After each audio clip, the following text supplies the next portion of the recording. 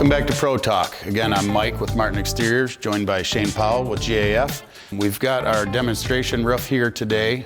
Most people only see what you see on that side, but what we'd like to do is show you all the roofing components and what goes into them. So we can go ahead and spin this around.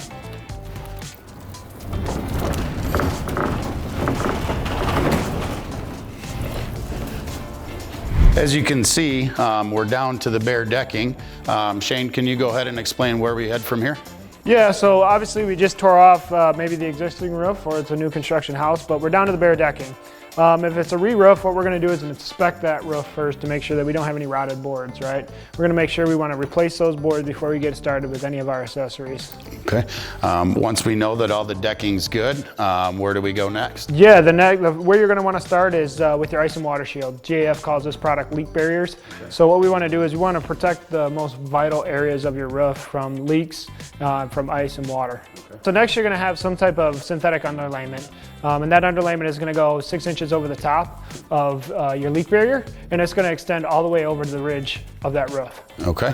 And what is the purpose of having the ice and water shield and the felt paper underneath it? Yeah, so the ice and water shield and the underlayment is essentially if any water were to get behind your shingles at all, we want a second layer of protection that's not going to hit your wood decking.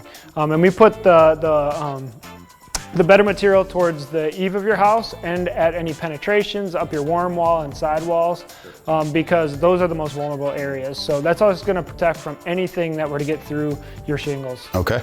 Once we've got all the underlayment on, what's next? Yeah, so then we're going to start with what we call a starter strip of shingles. And that starter strip of shingles, basically it's just a layer that allows a piece of adhesive at the eaves and at the rakes of the roof. So we make sure that that first layer is sealed down. Okay. Once we've got all that, sounds like the eaves and the rakes are all sealed up. Then what? We start installing the shingles? Yeah, so then we would start with our shingles. We're going to actually show you an installation too of all of our metals too. So we don't want to forget our metals if we were going to have those on the roof as well. So we'll do our metal work, and then we'll start with the shingles. We'll start at the bottom of the shingles and work our way up until we get up to the ridge. Okay. And what kind of ventilation, or what's this big hole, I guess you could say, cut in here? Yeah, so houses have to breathe. Right? A lot of people see a big hole in the ridge and like, oh my gosh, what is it? Well, that's meant for a purpose. We want cool air coming in from your soffit vents, working its way through, pushing the warm air out of the top of your roofing ventilation system.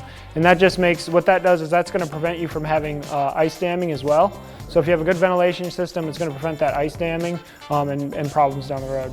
Awesome. Does that do anything for the longevity of the actual shingles itself as well? Yeah, so if you were to think about it, if you didn't have any ventilation system, you've got all this warm air up in your attic space, and then you've got the warm air from outside. So you got the heat, 100-degree day, sun's beating down on it. It's actually very much hotter on the roof itself, and you've got the heat from underneath. So it can actually deteriorate those shingles at a quicker pace.